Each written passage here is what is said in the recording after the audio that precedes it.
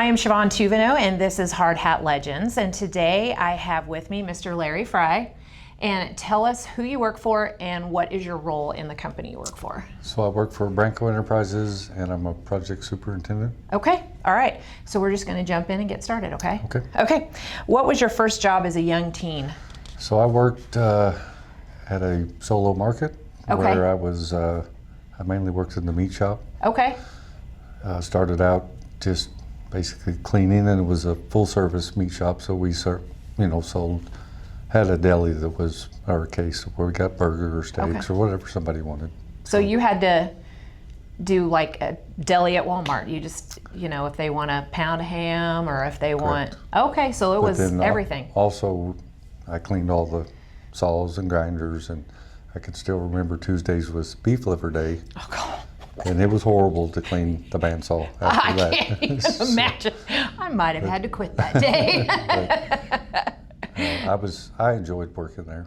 I've done it all the way until I got into the construction field. Okay, awesome. Okay, how did you get into the construction industry? So my dad was an owner of a construction subcontractor. We done metal studs and sheetrock and ceilings and just finishes. Okay.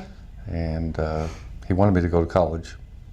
I went one semester and decided that was not for me, and he said, well, if you're not going to go to school, then you're going to go to work. Yeah. So I started out delivering materials, basically. Okay. And worked my way up from there. So when you decided to go to school, did you have anything in mind that you wanted to go to school for? Did you have? No, that's why I went, because my dad wanted me to. Wanted you to go, and you were just kind of basically doing the just kind of minimum that you had to get done. One semester. Okay, and all right. It just wasn't for me. Yeah. So. I find that very common with a lot of people, that's just, once they get in, they're like, nah. So, okay. Yeah. What roles have you had in your job, and did you start at the bottom and work your way up, or were you hired for a specific job? I started, like I said, delivering materials. Okay. And then I worked into, learning, wearing tool bags and learning how to frame and be a carpenter. Okay. Then I went from that to running small jobs like an O'Reilly's store or a Sonic or something like that, and then worked my way up to running big jobs for, multi-million-dollar jobs, doing metal studs and sheetrock and stuff like that. How many construction companies have you worked for that you've kind of worked your way up? And let's see, 5 or 6. Yeah. And this being the 6th. Okay. So you just started from the bottom and worked your way up. And I love that, because that is why, wanting young people to get in and know that they can start at the bottom, and it may be picking up trash and tying rebar, and then you can work your way up. I remember one time he sent me with a shovel and a flatbed, a big pile of sand that I shoveled it all in there by hand. Oh my goodness. But I was young. Yeah. So we had a lot more energy when we were young. Right. So what is the favorite part of your job that you have today? I think it's the challenges, organizing, scheduling, making sure things come together and meeting our schedules. Okay. I love to perform for our clients and make sure that they're happy. Okay. So, and the architects too. Yeah. But more the clients. Okay. So. Awesome. Is there a project that you've worked on that you just like, that you just remember it for whatever reason, good or bad? So my first job with Branco was Blue High Schools. It stands out in my mind because it was my first project with Branco. Right. And I learned a lot there, but it's always my next job that's my favorite. So, because developing relationships with the people that you work with, field employees, like I said, the clients, the architects, and trying to produce a quality product for the owners and architects too. Yeah. So. With every job, there are new challenges. So, yes, ma'am. And every day is different. Yes. So I've been told. Every day. Every day. Every day. Okay. Just like the rain. You're thinking about at night, okay, am I going to be able to get a concrete truck in? Oh, yeah. You know, because it's muddy and wet, and so it's always on your mind. Yeah, and it's always changing. I kind of forgot. Well, I knew, I've always said whether feast or famine, if you can work, work. But I kind of forgot about that aspect. I mean, some people wouldn't like that, but I do. So. Yeah, as we're talking now, it's a thunderstorm and it's pouring out there. So. No concrete pour tomorrow. No, absolutely not.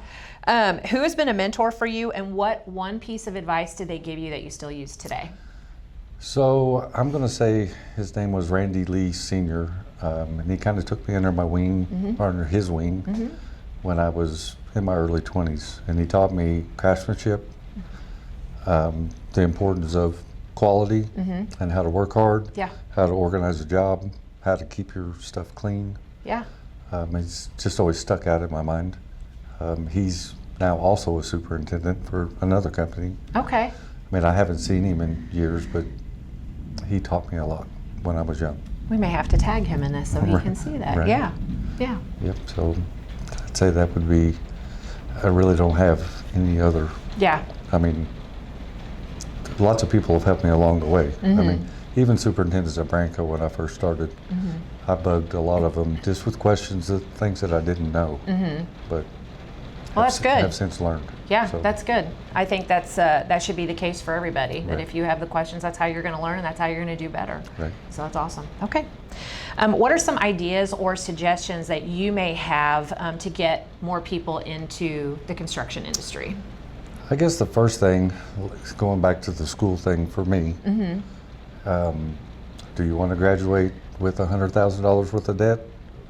Because construction work it can be challenging, obviously, weather, and Right. hot and cold, but the sky's the limit for potential, and it's good paying, and I think that construction workers or tradesmen are going to be in high demand. Absolutely. Way more than, like, college education is not what it was when I was 18 years old. Yeah. So Yeah. that would be my suggestion, I guess. Yeah.